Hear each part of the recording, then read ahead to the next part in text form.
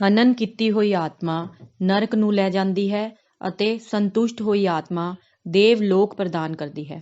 ਪੰਡਿਤ ਸ਼੍ਰੀ ਰਾਮ ਸ਼ਰਮਾ ਆਚਾਰਿਆ। ਪੁਸਤਕ ਦਾ ਨਾਮ ਕਰਮ ਫਲ ਦਾ ਸਿਧਾਂਤ। ਪੁਸਤਕ ਦੀ ਜਾਣਕਾਰੀ। ਅਵਸ਼ਯਮੇਵ ਭੋਗਤਵਯਮ ਕ੍ਰਿਤਮ ਕਰਮ ਸ਼ੁਭਾਸ਼ੁਭਮ ਨਾ ਭੁਗਤਮ ਸ਼ੀਯਤੇ ਕਰਮ ਕਲਪ ਕੋਟਿ ਸ਼ਤੈਰਪੀ।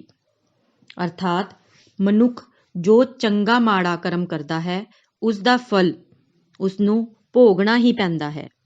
ਕਰਮ ਪ੍ਰਧਾਨ ਵਿਸ਼ਵ ਕਰੀ ਰਾਖਾ ਜੋ ਜਿਸ ਕਰਿ ਤਸ ਫਲ ਚਾਖਾ। ਅਰਥਾਤ ਜੋ ਜਿਸ ਤਰ੍ਹਾਂ ਦਾ ਕਰਮ ਕਰਦਾ ਹੈ ਉਸਨੂੰ ਉਸੇ ਤਰ੍ਹਾਂ ਦਾ ਹੀ ਫਲ ਮਿਲਦਾ ਹੈ। ਚੰਗੇ ਕਰਮ ਪੁੰਨ ਅਤੇ ਬੁਰੇ ਕਰਮ ਪਾਪ ਹੁੰਦੇ ਹਨ। ਪੁੰਨ ਦਾ ਪਰਿਣਾਮ ਸੁਖ ਅਤੇ ਪਾਪ ਦਾ ਪਰਿਣਾਮ ਦੁੱਖ ਹੁੰਦਾ ਹੈ।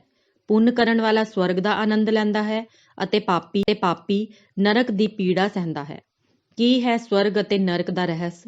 ਕੌਣ ਹੈ ਜੋ ਸਾਡੇ ਕਰਮਾਂ ਦਾ ਹਿਸਾਬ ਰੱਖਦਾ ਹੈ? ਗਰੁੜ ਪੁਰਾਣ ਵਿੱਚ ਅਲੰਕਾਰਿਕ ਵਰਣਨ ਕੀਤਾ ਗਿਆ ਹੈ ਜਿਸ ਵਿੱਚ ਕਿਹਾ ਗਿਆ ਹੈ ਕਿ ਯਮਲੋਕ ਵਿੱਚ ਚਿਤਰਗੁਪਤ ਨਾਂ ਦਾ ਦੇਵਤਾ ਹਰੇਕ ਜੀਵ ਦੇ ਚੰਗੇ ਮਾੜੇ ਕਰਮਾਂ ਦਾ ਲੇਖਾ ਹਰ ਸਮੇਂ ਲਿਖਦਾ ਰਹਿੰਦਾ ਹੈ। ਜਦੋਂ ਪ੍ਰਾਣੀ ਮਰਨ ਤੋਂ ਬਾਅਦ ਯਮਲੋਕ ਜਾਂਦਾ ਹੈ ਤਾਂ ਉਹ ਲੇਖਾ ਪੇਸ਼ ਕੀਤਾ ਜਾਂਦਾ ਹੈ ਅਤੇ ਉਸੇ ਆਧਾਰ ਤੇ ਸ਼ੁਭ ਕਰਮਾਂ ਦੇ ਲਈ ਸਵਰਗ ਅਤੇ ਕੁਕਰਮਾਂ ਦੇ ਲਈ ਨਰਕ ਦਿੱਤਾ ਜਾਂਦਾ ਹੈ। ਸਧਾਰਨ ਦ੍ਰਿਸ਼ਟੀ ਤੋਂ ਚਿਤਰਗੁਪਤ ਦੀ ਹੋਂਦ ਕਾਲਪਨਿਕ ਪ੍ਰਤੀਤ ਹੁੰਦੀ ਹੈ। ਕਿਸ ਤਰ੍ਹਾਂ ਸਾਡੇ ਰਾਹੀਂ ਕੀਤੇ ਹੋਏ ਭਲੇ ਜਾਂ ਬੁਰੇ ਕਰਮਾਂ ਦਾ ਫਲ ਮਿਲਦਾ ਹੈ, ਇਸ ਭੇਦ ਨੂੰ ਸਮਝਣ ਦੇ ਲਈ ਪੇਸ਼ ਹੈ ਇਹ ਪੁਸਤਕ ਜਿਸ ਵਿੱਚ ਵਿਗਿਆਨਕ ਅਤੇ ਅਧਿਆਤਮਿਕ ਦ੍ਰਿਸ਼ਟੀਕੋਣ ਤੋਂ ਕਰਮ ਦੀ ਗੂੜ ਗਤੀ ਤੇ ਵਿਚਾਰ ਕੀਤਾ ਗਿਆ ਹੈ। ਪੁਸਤਕ ਸਪਸ਼ਟ ਕਰਦੀ ਹੈ ਕਿ ਸਾਡਾ ਅੰਤःਕਰਣ ਹੀ ਚਿਤਰਗੁਪਤ ਹੈ। ਕਰਮ ਬੀਜ ਕਦੇ ਨਸ਼ਟ ਨਹੀਂ ਹੁੰਦੇ।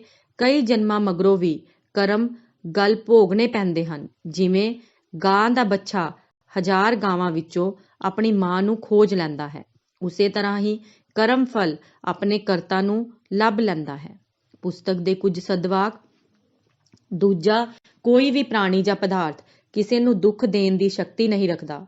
ਸਾਰੇ ਲੋਕ ਆਪਣੇ ਹੀ ਕਰਮਾਂ ਦੇ ਫਲ ਭੋਗਦੇ ਹਨ। ਕਰਮ ਦੇ ਸਿਧਾਂਤ ਦੀ ਜਾਣਕਾਰੀ ਪ੍ਰਾਪਤ ਕਰਨ ਨਾਲ ਦੁੱਖਾਂ ਦਾ ਅਰਥ ਸਮਝ ਵਿੱਚ ਆਉਂਦਾ ਹੈ। ਦੁੱਖਾਂ ਦੇ ਕਾਰਨ ਨੂੰ ਛੱਡ ਦੇਣ ਨਾਲ ਸਾਰੇ ਦੁੱਖਾਂ ਤੋਂ ਛੁਟਕਾਰਾ ਹੋ ਜਾਂਦਾ ਹੈ। ਚੰਗੇ ਅਤੇ ਮਾੜੇ ਦੋ ਤਰ੍ਹਾਂ ਦੇ ਸੰਚਿਤ ਸੰਸਕਾਰ ਅਨੁਕੂਲ ਸਥਿਤੀਆਂ ਪ੍ਰਾਪਤ ਕਰਕੇ ਫਲਦਾਇਕ ਹੁੰਦੇ ਹਨ ਅਤੇ ਪ੍ਰਤੀਕੂਲ ਸਥਿਤੀਆਂ ਵਿੱਚ ਨਸ਼ਟ ਵੀ ਹੋ ਜਾਂਦੇ ਹਨ। ਦੁੱਖ 3 ਤਰ੍ਹਾਂ ਦੇ ਹੁੰਦੇ ਹਨ: ਵੈਦਿਕ, ਭੌਤਿਕ ਅਤੇ ਸਰੀਰਕ। ਮਨੁੱਖ ਵਿੱਚ ਕੀ ਸਦਗੁਣ ਹਨ ਉਹਨਾਂ ਨੂੰ ਖੋਜ ਕੇ ਕੱਢਣ ਅਤੇ ਉਹਨਾਂ ਨਾਲ ਸੰਪਰਕ ਬਣਾਈ ਰੱਖੋ। ਉਸ ਵਿੱਚ ਆਨੰਦ ਮਾਣੋ, ਉਹਨਾਂ ਨੂੰ ਉਤਸ਼ਾਹਿਤ ਕਰੋ। ਜੋ ਦੋਸ਼ ਹੋਣ ਉਹਨਾਂ ਨੂੰ ਵੇਖੋ ਤਾਂ ਸਹੀ ਪਰ ਉਹਨਾਂ ਨਾਲ ਨਾ ਉਲਝੋ। ਹਰ ਉੱਚ ਆਤਮਾ ਦਾ ਫਰਜ਼ ਹੈ ਕਿ ਉਹ ਆਤਮ ਵਿਕਾਸ ਦੇ ਲਈ ਦੂਜਿਆਂ ਦੀ ਤਰੱਕੀ ਦੀ ਵੀ ਕੋਸ਼ਿਸ਼ ਕਰੇ। ਮਨੁੱਖ ਦੀ ਅੰਦਰੂਨੀ ਚੇਤਨਾ ਅਜਿਹੀ ਨਿਰਪੱਖ, ਨਿਆਂਪੂਰਨ ਅਤੇ ਵਿਵੇਕਸ਼ੀਲ ਹੈ ਕਿ ਆਪਣੇ ਬਿਗਾਨੇ ਕਿਸ ਨਾਲ ਭੇਦਭਾਵ ਕੀਤੇ ਬਿਨਾਂ ਇਮਾਨਦਾਰ ਜੱਜ ਵਾਂਗ ਹਰੇਕ ਚੰਗੇ ਮਾੜੇ ਕੰਮਾਂ ਦਾ ਲੇਖਾ ਜੋਖਾ ਰਿਕਾਰਡ ਕਰਦੀ ਰਹਿੰਦੀ ਹੈ। ਅਸੀਂ ਜਿਸ ਇੱਛਾ ਤੋਂ, ਜਿਸ ਭਾਵਨਾ ਤੋਂ ਜੋ ਕੰਮ ਕਰਦੇ ਹਾਂ ਉਸ ਇੱਛਾ ਜਾਂ ਭਾਵਨਾ ਤੋਂ ਹੀ ਪਾਪ ਪੁੰਨ ਦਾ ਮਾਪ ਹੁੰਦਾ ਹੈ। ਪੁਸਤਕ ਦੇ ਕੁਝ ਬਿੰਦੂ। ਚਿਤਰਗੁਪਤ ਦੀ ਜਾਣਕਾਰੀ। ਅਚਾਨਕ ਸੁੱਖ ਦੁੱਖ। 3 ਦੁੱਖਾਂ ਅਤੇ ਉਹਨਾਂ ਕਾਰਨ। ਕਰਮਾਂ ਦੀਆਂ 3 ਸ਼੍ਰੇਣੀਆਂ। ਆਪਣੀ ਦੁਨੀਆ ਦੇ ਖੁਦ ਨਿਰਮਾਤਾ।